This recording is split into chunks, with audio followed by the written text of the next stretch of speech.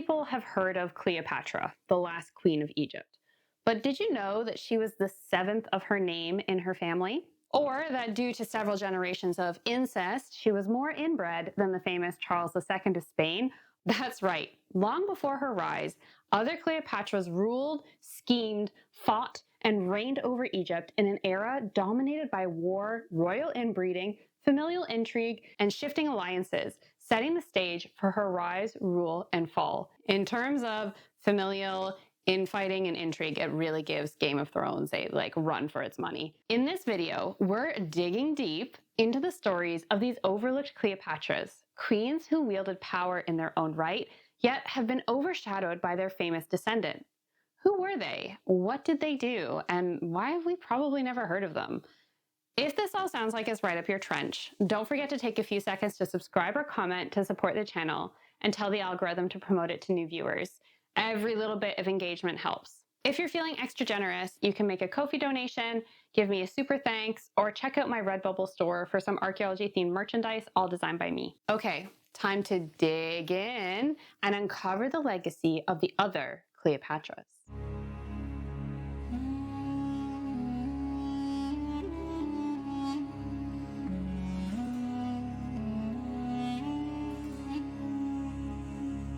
First, we're going to look into the background of the Ptolemaic dynasty and where the name Cleopatra comes from. The Ptolemaic dynasty is a Macedonian Greek royal house which ruled Egypt for 275 years, making them the longest and last family to rule Egypt until its incorporation into the Roman Republic.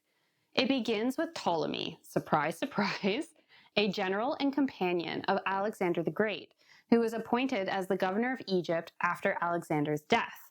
Side note, he also stole Alexander's body and had it buried in Memphis. Around 20 years later, he declared himself Pharaoh Ptolemy I, also known as Soter, or Savior. The Egyptians soon accepted him and his descendants as the successors to their native rulers, since the new dynasty showed respect to local traditions and adopted Egyptian titles and iconography, while also managing to preserve their own Greek language and culture. This new era was marked by the blending of Greek and Egyptian culture as a part of the wider Hellenistic era. Eventually, in a move which emulated the previous dynasties of Egypt, the Ptolemy kings adopted the practice of marrying siblings and other close female relatives nearly a century after they came into power. All male rulers of the dynasty took the name Ptolemy, while their queens were either called Cleopatra, Arsinoe, or Berenice. As you can imagine, this makes untangling their history and relationships to each other incredibly difficult, especially later on in the dynasty. They didn't use any kind of numbering systems like, Cleopatra the first, second, or third. If you ever see that, that is a modern invention that we use to try and keep everything straight.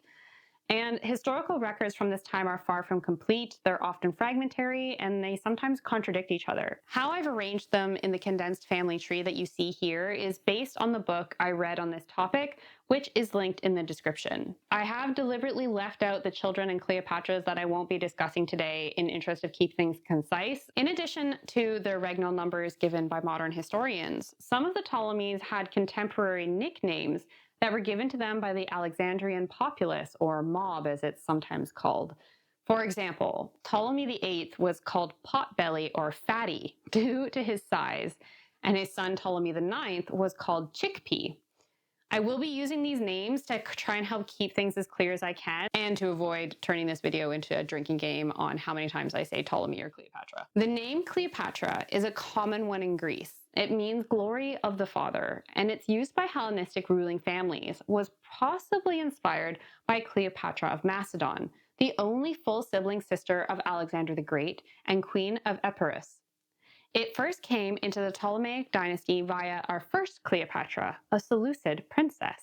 This first Cleopatra was a daughter of Antiochus III, himself descended from another of Alexander's generals and king of the Seleucid Empire/kingdom, which consisted of most of modern-day Iraq, Iran, Syria, Lebanon, and Afghanistan. The Seleucids and the Ptolemies at this time were engaged in a complicated love-hate relationship and ongoing argument over a region of land known as Koile Syria. In 193 BCE, the proposed solution to this conflict was a marriage between Pharaoh Ptolemy V, who was around 16 years old, and Princess Cleopatra, who was around 10.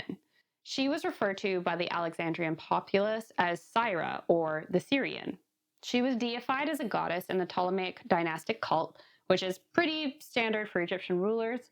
And even though they weren't actually related in that way, she was referred to as her husband's sister, in keeping with royal tradition that was actually started by her husband's parents, Ptolemy IV and Arsinoe III, who were the first Ptolemaic set of full siblings to marry and have children. Ew. Just saying, although if I'm starting out this way, there's gonna be a lot of ew going forward. Syra and Ptolemy V had 3 children over the course of their 13-year marriage: Ptolemy VI, Cleopatra II, and Ptolemy VIII, aka Potbelly, as he will now be referred to. When her husband died unexpectedly at the age of 30, Syra became joint co-ruler and regent for their 6-year-old son, becoming the first Ptolemaic queen to rule without a husband. In documents from this period, she is named before her son, and coins were minted under their joint authority. She pursued a peaceful foreign policy with her homeland to try and avoid another war. However, her reign was short-lived, and she died within a few years of her husband, leaving 2 trusted associates to govern as regents until her son came of age. Cleopatra II doesn't have a nickname, and probably grew up expecting to eventually become queen.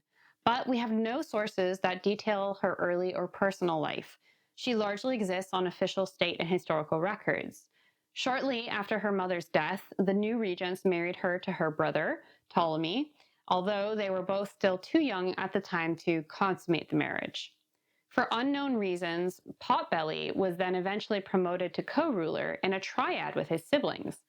At this time, Cleopatra was also formally declared co-ruler, not just a consort. This is an important distinction, and becomes the first known queen regnant of the Ptolemaic dynasty. The trio ruled together until 164 BCE, when Cleopatra II and her husband were temporarily deposed by Potbelly and ended up on Cyprus, but were restored a year later. Potbelly was then removed from the co-regency and made king of Cyrene in Libya. Shortly before their vacation to Cyprus, Cleopatra and her husband's first child, a son named, you guessed it, Ptolemy, was born.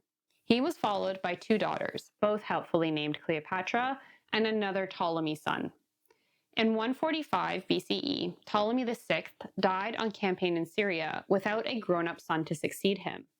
His eldest son had died a few years before, and so Cleopatra II then agreed to marry Potbelly, who then became king, and allegedly killed her youngest son as a wedding present.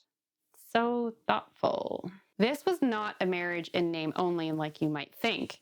Even though she was around 40 years old by this point, Cleopatra II did her dynastic duty and gave birth to a new heir, Ptolemy Memphites, about a year after her marriage. Either he or one of his half-brothers is regarded as Ptolemy VII, but only posthumously, and it's likely he didn't reign at all, just to explain why we then jump to Ptolemy VIII.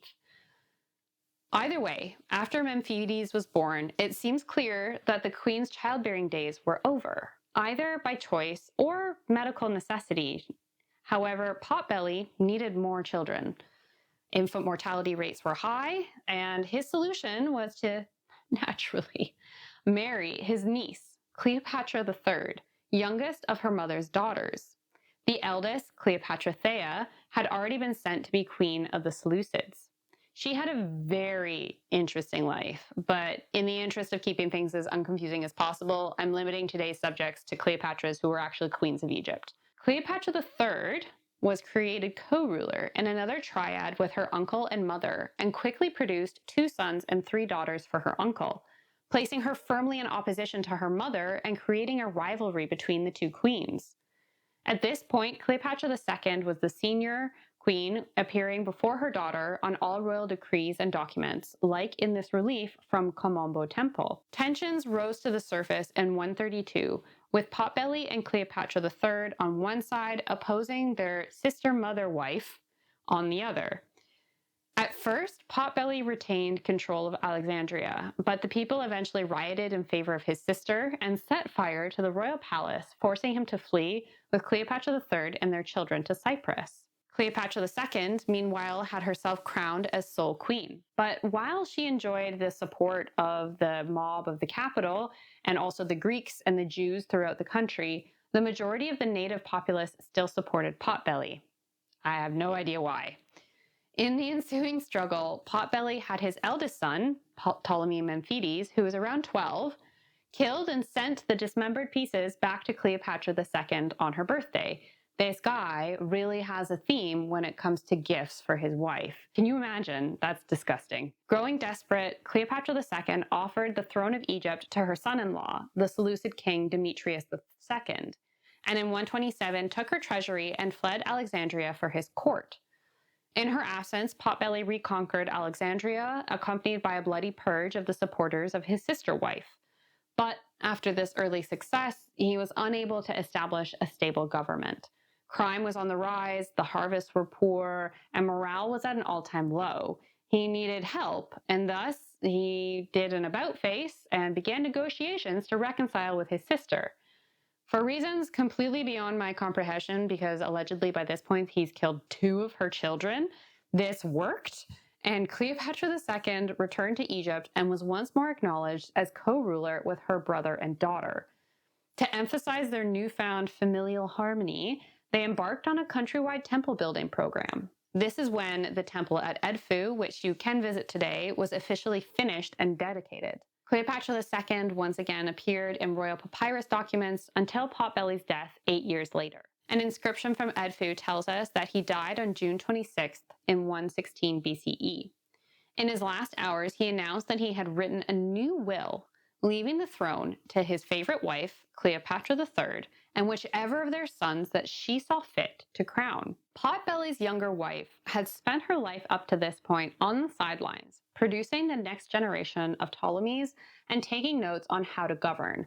However, this doesn't mean she had gone completely unnoticed. She had already acquired possibly the most memorable nickname from the Alexandrians, and forgive my butchering of the Greek pronunciation of this, Koki. According to my source book on this topic, this name is a double entendre playing on the Greek word for scarlet and a slang word for female genitalia. So effectively, she was known as Cleopatra the See You Next Tuesday, which probably says a lot about her and her personality, or at least how she was viewed by her subjects. Because I don't want this video to get demonetized because of inappropriate language, I'm not going to refer to her by her actual nickname. Instead, I'm going to use the translation of the word that Google Translate spat out at me for this, which was cook. It's close enough. Potbelly's will created a problem. His eldest son, Ptolemy IX, aka Chickpea, had effectively been set up as heir. He had married his full sister Cleopatra IV and possibly already had at least 3 children with her. However, it would seem that Cook wanted her younger son, Ptolemy Alexander, to become king instead.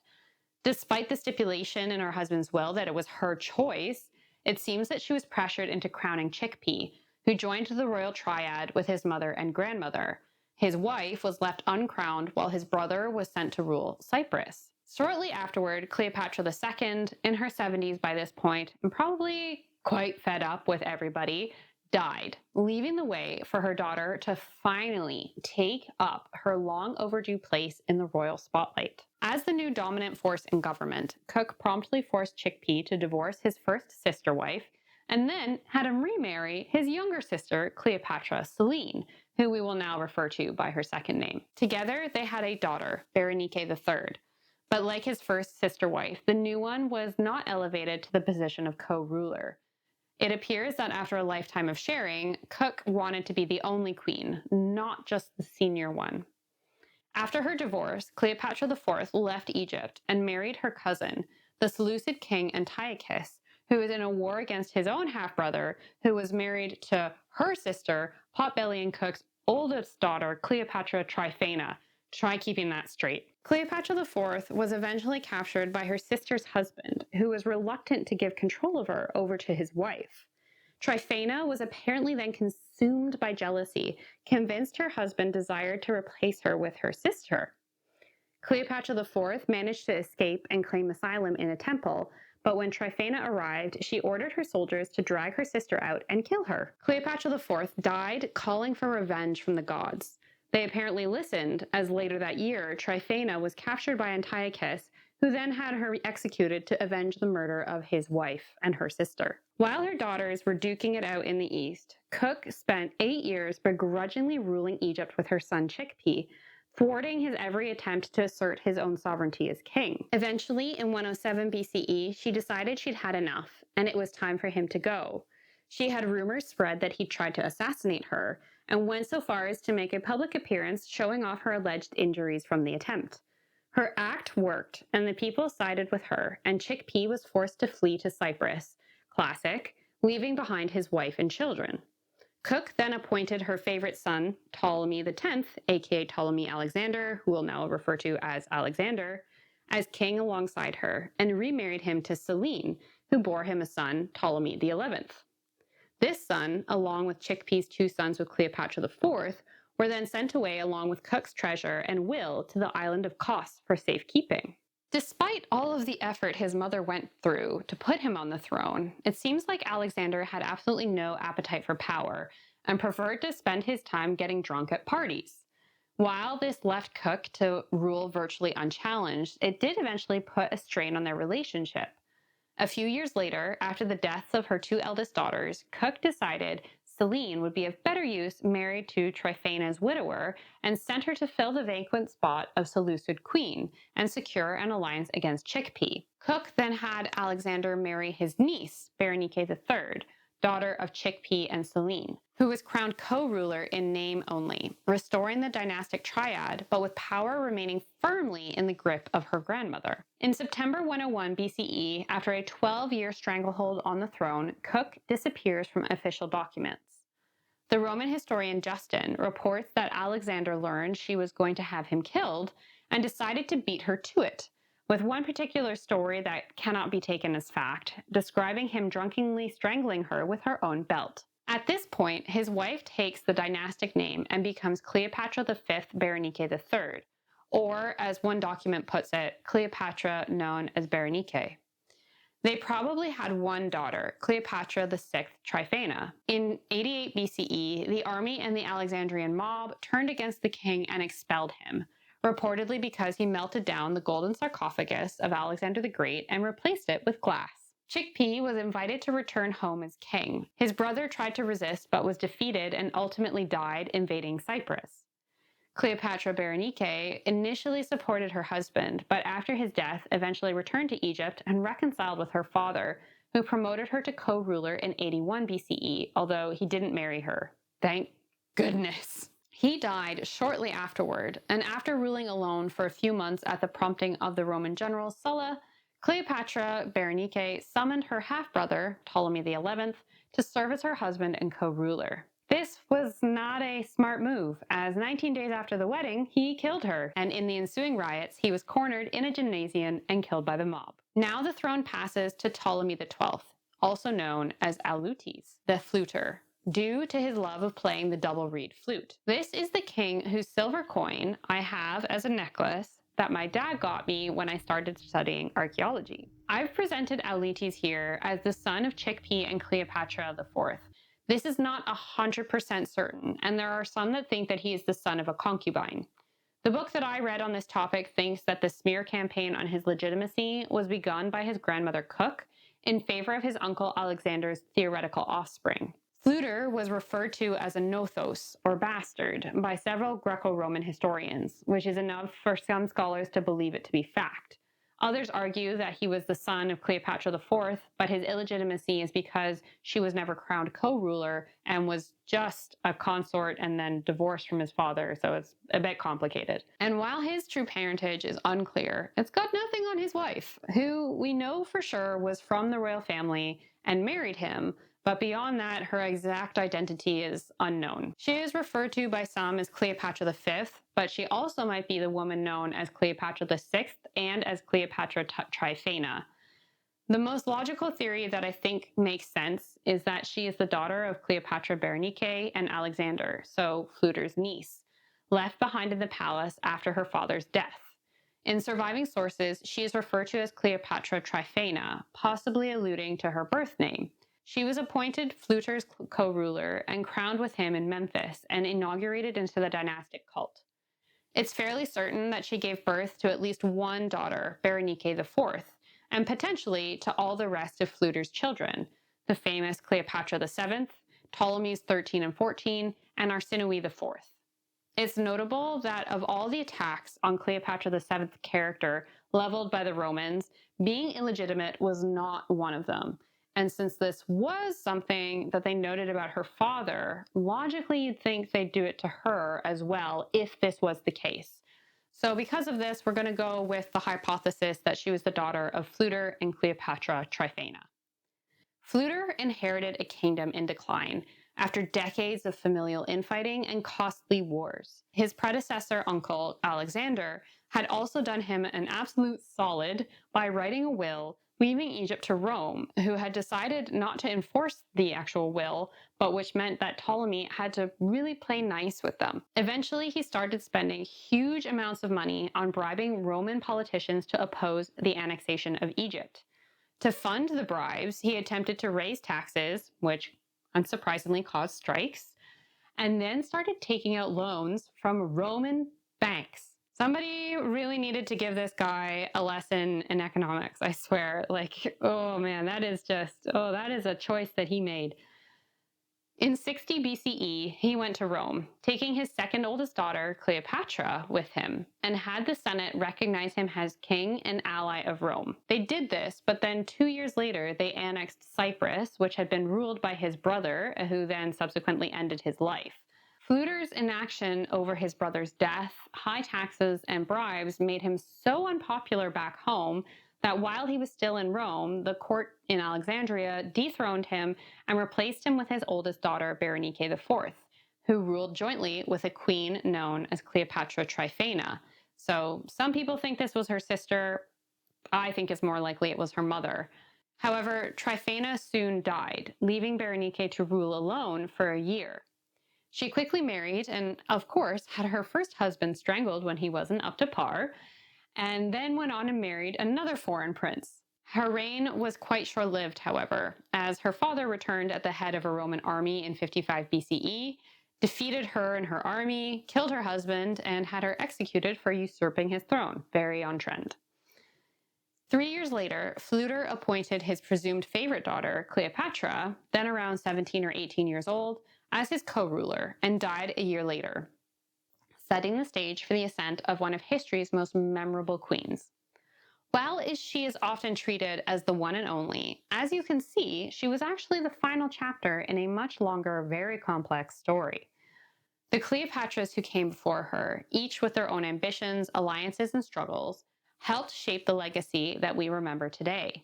They ruled, they strategized, and they survived in a world dominated by men, politics, and power.